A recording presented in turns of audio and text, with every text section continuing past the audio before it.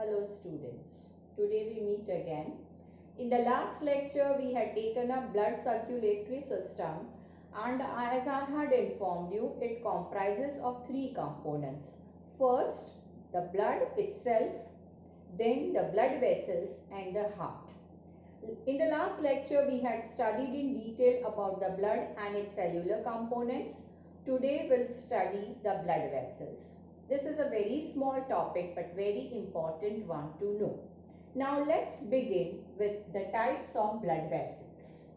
Now the first type, that is the arteries, second veins, and third are the capillaries. So blood vessels are basically of three types: arteries, veins and capillaries. Now we'll check their features in detail. So what I have done, I have tabulated them and differentiated them, so it is easy to remember for you. Now features of artery. Now basically direction of blood flow determines the definition of arteries. So direction of the flow, what is there in arteries? The blood that the arteries carry is always away from the heart. The heart pumps and sends the blood to all parts of the body. There is one exception, we'll say it later. So the definition of arteries would be the vessels that carry blood away from the heart. In veins, blood is brought towards the heart. Blood from all parts of the body is brought towards the heart. And in capillaries, blood flows from arterioles to venules. Now, what are arterioles and venules? Arterioles are microscopic arteries, you can say, when arteries keep on dividing at certain division, it will be very small, or you can say microscopic arteries that are known as arteries. And similarly, microscopic, when the veins keep on dividing at microscopic level or the smallest level, it would be called as venules. So in capillaries, blood flows from arterioles to venules. Now the second character, location. Where are normally arteries located? Now arteries are usually deep seated. You cannot find them superficially on the body except few. One of the commonest example, this artery, that is a radial artery from which you take the pulse. So that is superficial. There are another two. One is in the neck, that is the carotid artery, and one is beneath in the hollow of the knee, that is the popliteal artery. These are little superficial ones. Otherwise, all arteries are deep seated. Veins are usually superficial, and capillaries form a network all over the body, or you can say they form a network on every organ or tissue. So that is the second feature of the blood vessels, that is location. Now let's check up with the valves. Are there valves in arteries? No, there are no valves in arteries, but they are present in veins. Valves are absent in capillaries too. So capillaries and arteries, they don't have valves, but veins have valves. As what is the reason? They carry blood towards the heart. So to prevent the backflow because of the gravity, the valves are needed. Now let's check up with the walls of arteries. Now in arteries, the walls are thick, strong and muscular. Compared to arteries, veins have thin walls and they are less muscular. In capillaries, they don't have the muscular wall and made up of single squamous epithelial cells, and that is known as endothelium. You should remember this word endothelium. Endothelium means single layer squamous epithelial cell. So that is known as endothelium. Now here I would want to show you this diagram. See, this is the, here actually I have drawn it for the purpose of showing lumen, but you can see I have used two colors, blue and black. Blue is at the exterior and in the interior, and in the middle part I have taken up the black color. So now basically arteries are made up of three layers. That is, the first layer would be known as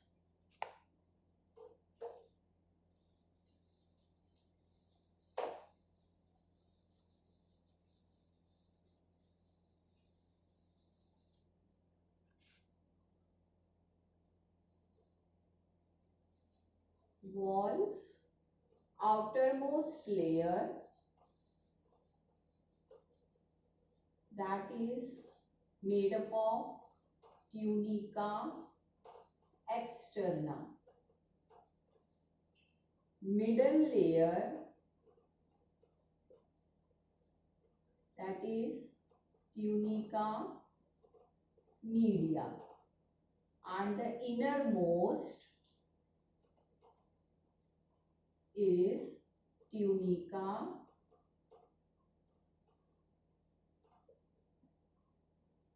interna.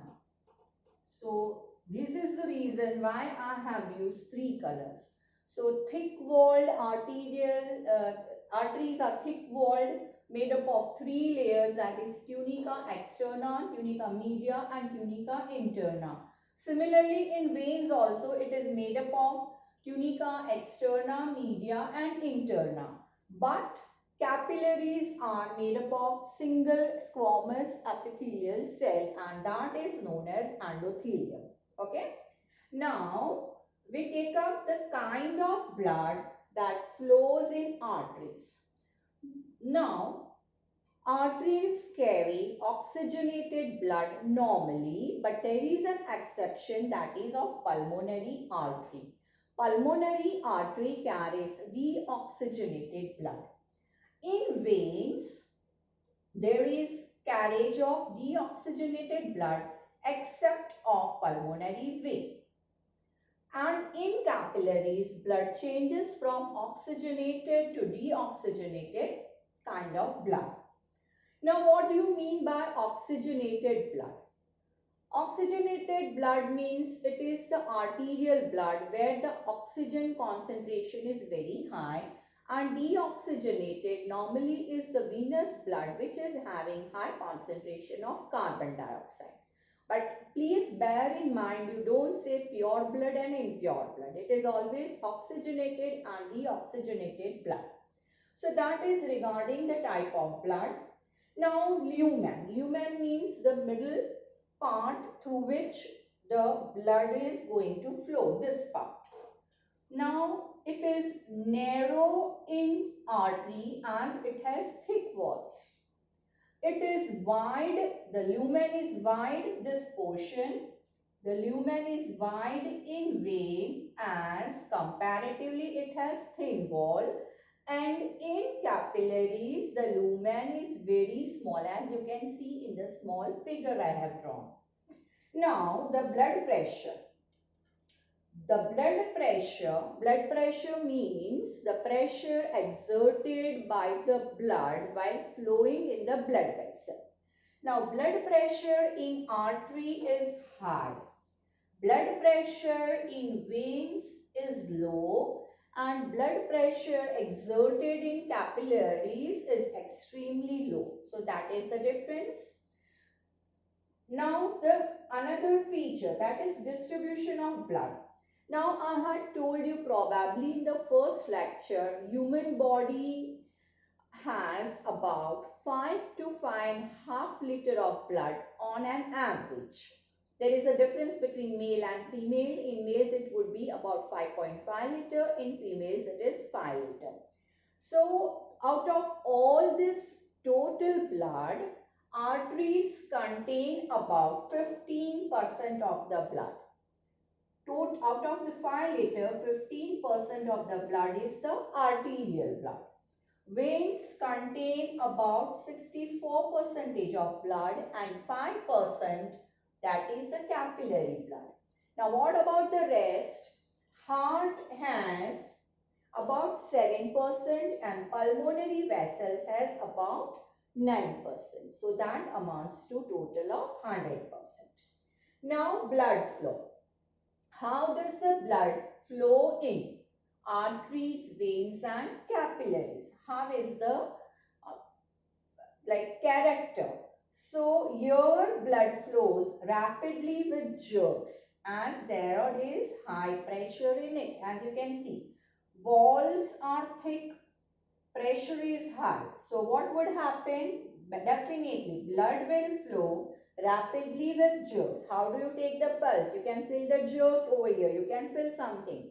So blood flow in arteries is rapid with jerks.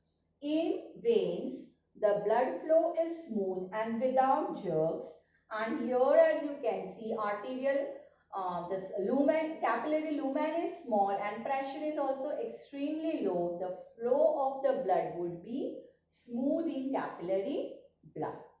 Now let's sum it up once again, as this topic is very important. First of all, let's take up the definition. I stress on the definition. Whenever you are confused, go to the basic, that is the definition. What do you mean by artery? The vessels that carry blood away from the heart are called as artery. Exception is pulmonary artery. Another definition, that is for vein. The vessels which carry blood towards the heart are called veins. There is one exception, that is pulmonary vein. Pulmonal means lungs. So these arteries and veins are related with lungs. And capillary blood flows from arterioles to venules. Now location of the arteries, as they are flowing with high pressure, the wall is thick.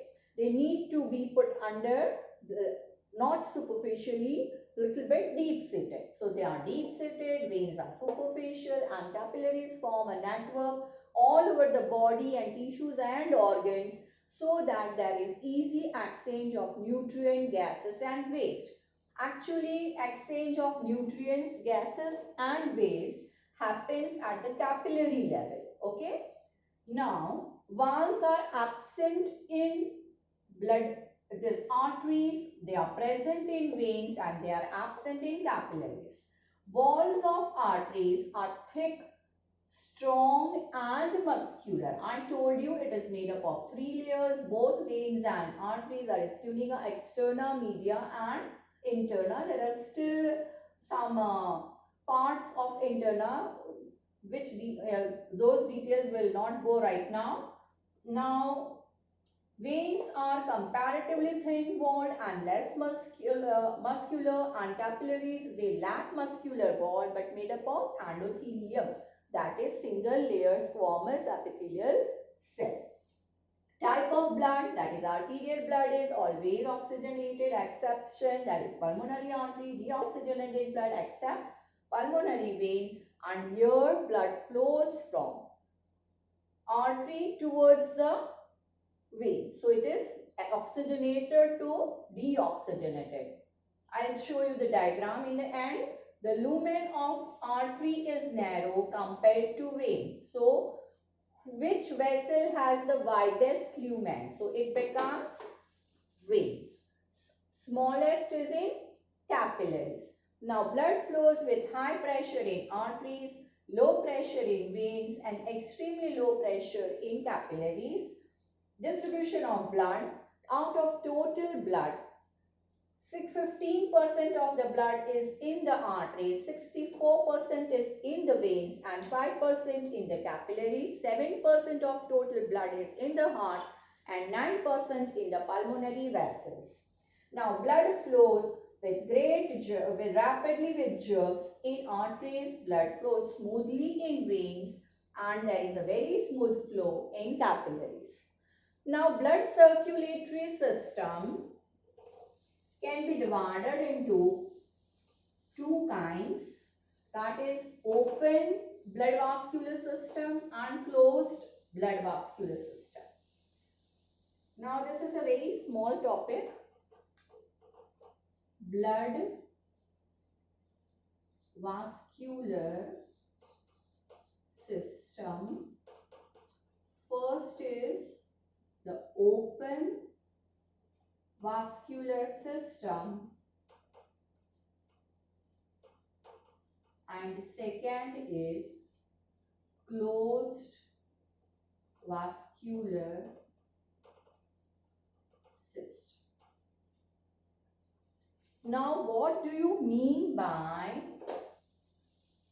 open vascular system? Over here, the blood from the heart pours into the tissue spaces called sinuses. Blood flows